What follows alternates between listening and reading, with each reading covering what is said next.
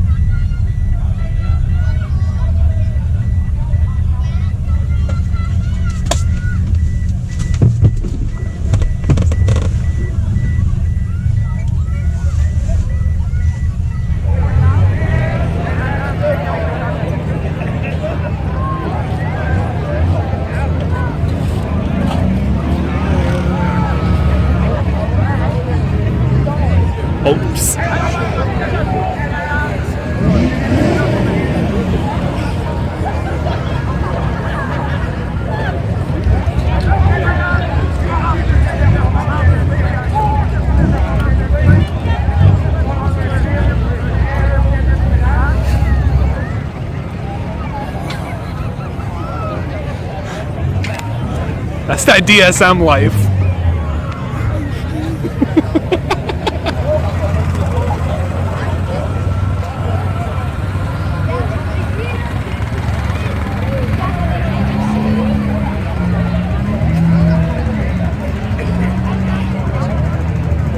Well, she's home, but she's broken.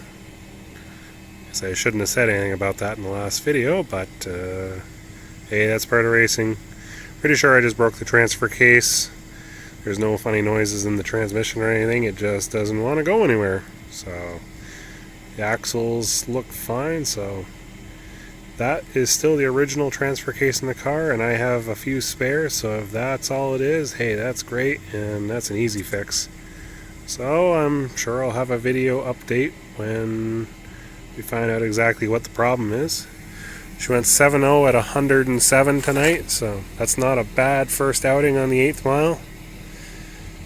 I'll fix it and race it and probably break it again. It's a continuous cycle, but hey, that's part of racing.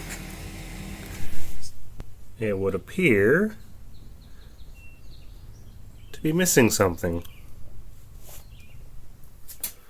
So what I thought was a broken transfer case turned out to not be that.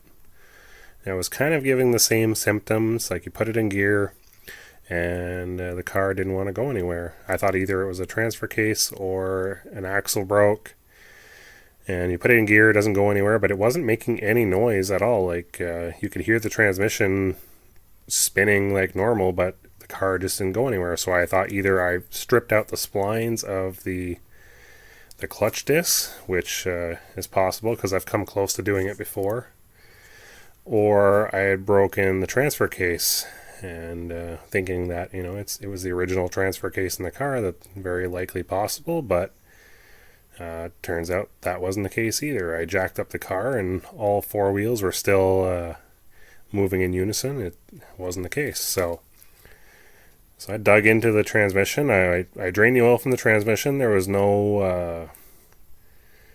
nothing in the oil. The oil was nice and clear. So I'm like, that's strange. So I decided to pull out the transmission, and I pulled the end cap off, and it became pretty clear when I tried to turn the output shaft to the transfer case, and it kind of rotated freely. So what happened here is I sheared the housing for the center differential right off, like so. Now, I had this housing machined 2 or 3 years ago for a 4-spider center diff, but we made a little mistake during the machining, and if you can see here, there was very little material left. And I'm actually really impressed that those 4 little pieces of metal were able to hold a 3,000 plus pound car doing a 1,560 foot many times. And yeah, clean brake, all 4 spots. And there's like a little lip on the side of the differential housing here, so it was actually able to just rotate cleanly in there and wasn't really damaging anything. It just was spinning inside there. Rather, the gear was spinning from the cluster, but not powering the housing. So that explains it. The gear set in the car, everything is perfect with that, no issues. So it just sheared off the housing. So I went ahead and got another housing plus another spare, just to have on hand. And I had my buddy Roger do a change in the milling path. So now it's left a lot more material in the corners. And unfortunately, I was rushing to get that back together, so I don't really have any shots of what it looks like inside. But instead of the milling path going right into the corner, it does like a contour up on every side. And basically, we removed just enough material so that it can rotate, or the spider gears can rotate inside and not bind up anywhere. Here's a quick little shot. I've got the transmission mostly together. I've put my solder in the various shafts to measure the preload on the bearings. And I'm going to pull that apart now, measure everything and shim it accordingly. And then do the final assembly and throw it back in the car. And just like that, it's all back together. Actually, it's about a week later. Due to just not having the time to film putting it back together, I really wish I could have gone through and videoed every step of the work needed to fix the center differential, but time was just too constrained to meet the deadline to make it to the event on time. So did everything off film, rushed, got it on the trailer, headed out, and ran a mid 10-second pass right off the trailer. So it's always a nice humbling feeling to know your hard work and dedication pays off, and it paid off well. Fortunately though, with my brother's car and the all-wheel drive swap, we'll have time to go through the transmission on his car before we throw it in. It's just worthwhile to check it over. We don't know the condition of the transmission, and I really don't feel like throwing it in the car twice, so I'm going to take my time and tear it apart, see what we're working with before we put it back in. So you can bet there will be lots of video on that, as well as the rest of the all-wheel drive swap footage. And maybe I'll throw a little teaser on the end of this video of the upcoming video. So that's it, guys. Stay tuned and keep at it. Don't let the little breakages get you down. Just move on through, rebuild, stronger, better, faster. Keep these damn DSMs off the jack stands.